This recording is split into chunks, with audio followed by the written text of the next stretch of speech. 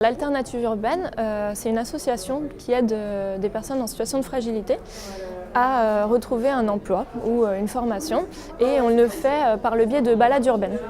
Donc on propose à des promeneurs de découvrir des quartiers méconnus de Paris, des quartiers insolites, à travers le regard des éclaireurs urbains, qui sont les animateurs des balades urbaines. L'objectif, c'est d'utiliser la balade urbaine comme un moyen de remobilisation pour des personnes qui ont été très éloignées de l'emploi pour diverses raisons. Et le fait de devoir parler en public, le fait de devoir animer une balade, avoir des responsabilités, c'est très valorisant. L'idée, c'est en fait que chaque personne anime au moins une balade par semaine et que cette régularité, justement, fasse partie d'un projet d'accompagnement socio-professionnel. L'Alternative urbaine est née en septembre 2014. Depuis cette date, on a accompagné à peu près 25 personnes en insertion, donc des éclaireurs et des éclaireuses. Et on a dû faire un peu plus de 3000 balades, surtout dans l'Est et le Sud de Paris.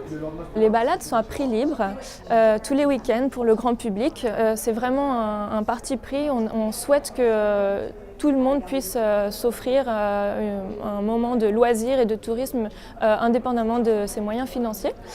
Et donc les personnes peuvent s'inscrire librement et payer le prix qu'elles souhaitent ou qu'elles peuvent. En revanche, en semaine, on propose des balades facturées qui là sont destinées à des groupes privatisés, donc des entreprises, des associations, etc. On vient d'ouvrir une antenne à Bordeaux.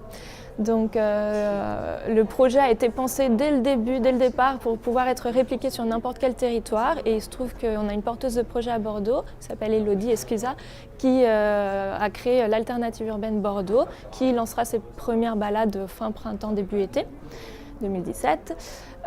Autre chose, c'est qu'on cherche constamment des bénévoles. Donc voilà, on est une association, les bénévoles ont plusieurs missions, que ce soit accompagner des éclaireurs pendant les balades, nous aider à construire des parcours, nous aider pour des fonctions support, à chercher des fonds.